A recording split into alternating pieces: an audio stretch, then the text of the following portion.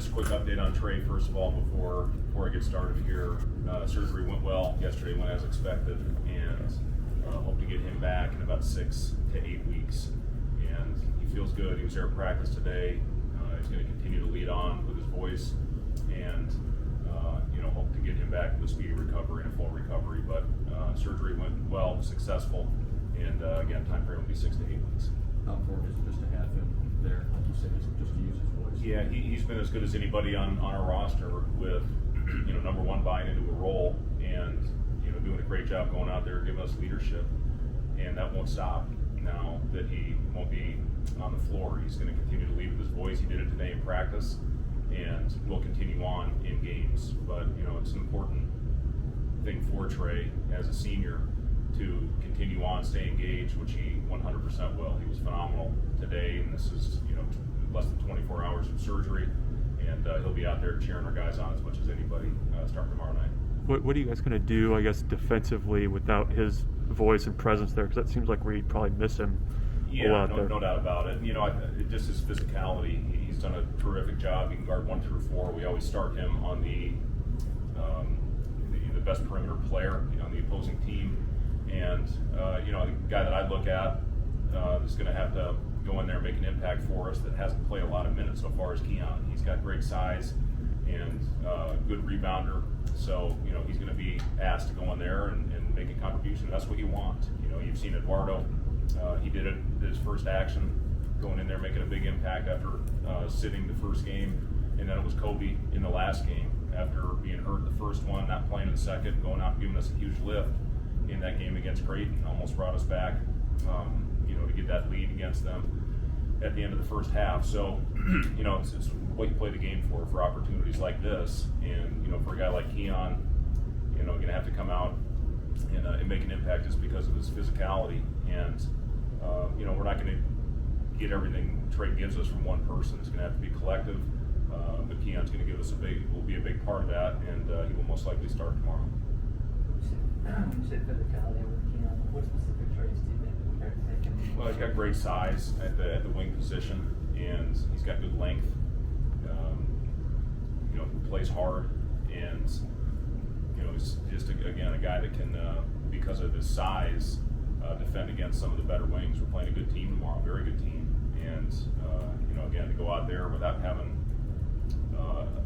a big shot at this point, the opportunities there for Keon, to go out there and make a big impact and have a positive impact on our team.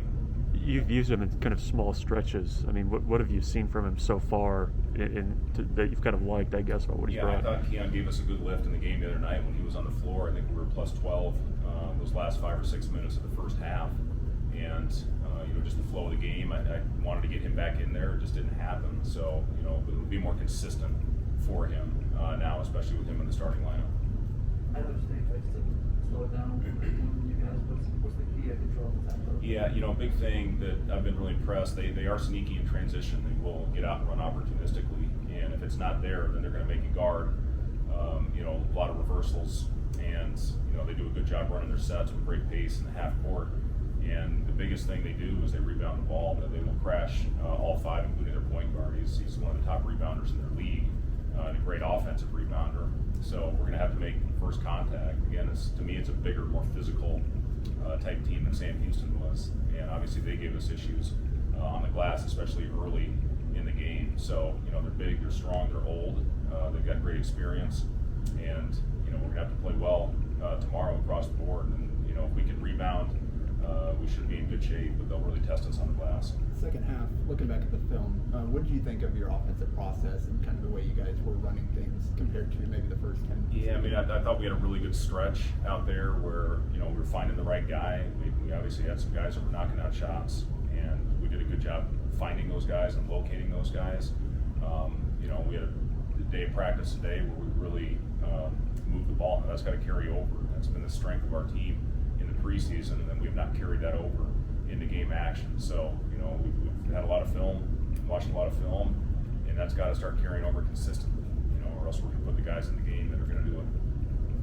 I know you talked about this the other minute, but how important is it to start well tomorrow, have the right level of energy? Yeah, it's been one of the disappointing things so far this season is we have not gotten off to great starts. And I should say 10 minutes. In fact, we actually got off to a pretty good start the other night, but then they took the momentum, for the rest of the first 2 media timeouts, and then we really got it going after that. But it's hard to dig out of a 19-point hole. It expends so much energy during the comeback, and then we just never could quite get over the hump. We were right there. We had a couple of really good possessions. We just didn't knock down whether it was a shot at the rim or a wide open 3-point shot. But again, it takes a lot of energy. It takes your legs away when you have to dig out of the hole like that.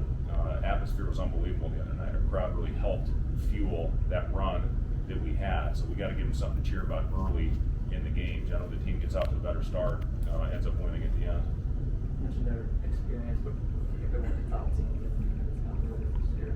What are the challenges of the team that has so much experience with that? Yeah, and they added a really high-level transfer. So, 99% of their scoring is back from last year. And again, they play really well together. You can see it on film. I've been really impressed with how these guys play and the pace that they play with. And again, the physicality more than anything. And that's always going to be a concern with our group is how we handle that physical, especially front line that they have. And then their guards will get in there, and they've got good toughness there as well. They've got great strength all the way across. So, it's going to take a concerted effort to go out there and make first contact and create that rebound area. And again, take advantage of teams that are crashing on us. There'll be times we'll have 4 or 5 under the free throw line. We've got to get out with pace and make teams pay when they're crashing as much as they are right now. What do you think Bryce kind of took from that game the other night and the way that Creighton chose to defend him? Yeah, I think, one, he got a couple things accomplished with back cuts when they were out there pressuring him. Physicality, they got into his body, wore him over some cuts, which bowed him away from the basket, bowed him away from the basket as opposed to finishing his cut into the restricted area where maybe he can get a late pass with chasing him. We got to get the ball in his hands more in a playmaking role. That's something that we're going to make an effort of tomorrow to get him more opportunity as a playmaker. And he needs more touches. He can't go 5 or 6 possessions in a row where he doesn't touch the ball. He's too gifted, too talented for that to happen. Obviously, Kobe got off shooting it today. What do you like about the way he managed possessions? He was bringing it up. Yeah, I'm first of all, I'm really happy for Kobe. He stayed professional. He stayed positive. Especially that game where he didn't get an opportunity to get in there. Was a great voice in the sidelines, especially for our younger players. And then to go out there and impact, a game of that caliber the way he did, tells you everything you need to know about Kobe. So, just again, he's going to have a great chance here moving forward. And, we're confident in Kobe. And, he's got some confidence right now from that game to see that ball go through the hoop in his first action on the floor this year in a real game. So, yeah, excited for Kobe, and, hopefully we can keep it going. So Tuesday, the non-one person, I think, for Trey Adams on the defensive end. What can the 4 guys around Keon do to make Keon's job a little bit easier? Yeah, I mean, it's going to be a full team effort. We're going to have to be in our gaps. We're going to have to do a better job. Trey's our best on-ball defender. He makes up for a lot of other things when we get beat. He's always in the right spot. He's got great hands and anticipation. So, Keon's got some of that ability as well. But again, going out there and being the starter for the first time when you haven't, I think you're averaging about 5 or 6 minutes a game. It's a completely different role. But he's excited. He's ready for it, and we've got confidence in him.